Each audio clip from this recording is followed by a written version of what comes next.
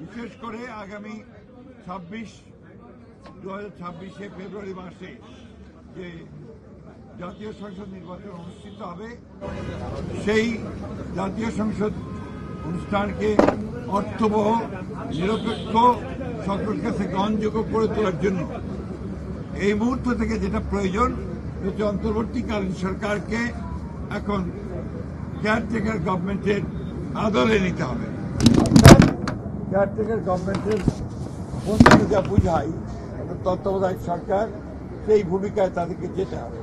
তো সেই জন্য প্রথমে যে বিষয়টির প্রয়োজন হবে তা হচ্ছে প্রশাসনকে পুরোপুরিভাবে নিরপেক্ষ একটা ধারণা জনগণের মধ্যে তৈরি করতে হবে। বিশেষ করে সেক্রেটারিয়েটে যারা এখনো আছেন, যাদেরকে চিহ্নিত ফ্যাসিস্ট দোষর বলা হয়, তাদেরকে সরিয়ে সেখানে নিরপেক্ষ কর্মকর্তা দেওয়ার জন্য আমরা বলেছি যে প্রশাসনেও, জেলা প্রশাসন বিশেষ করে, সেখানেও একইভাবে ব্যবস্থা গ্রহণ করতে হবে।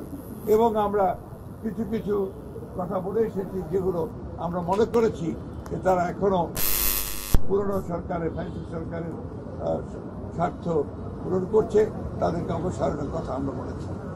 আমরা সেই সঙ্গে পুলিশের নিয়োগের ক্ষেত্রে বিশেষ করে যে সমস্ত আপনার নতুন করে নিয়োগ দেওয়া হবে বা আপনার পদোন্নতি দেওয়া হবে, সেই ক্ষেত্রে একদম নিরপেক্ষ অবস্থা নেওয়ার কথা আমরা বলে এসেছি।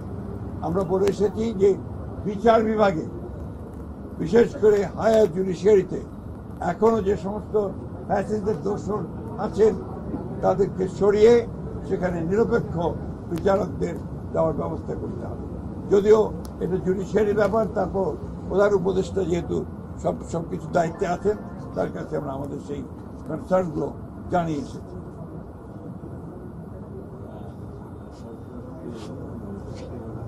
এবং সরকারকে সম্পূর্ণভাবে নিরপেক্ষতা বজায় রাখার জন্য সরকারের মধ্যে যদি কোনো দলীয় লোক থেকে থাকেন, তাকে অপসারণ করার জন্য আমরা দাবি জানিয়েছি। এটাই ছিল প্রধান মূল কথা।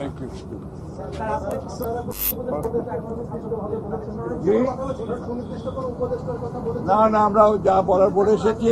প্লিজ, আমরা সব আমাদের কথা আপনাকে বললাম, এটাই আমাদের মূল কথা।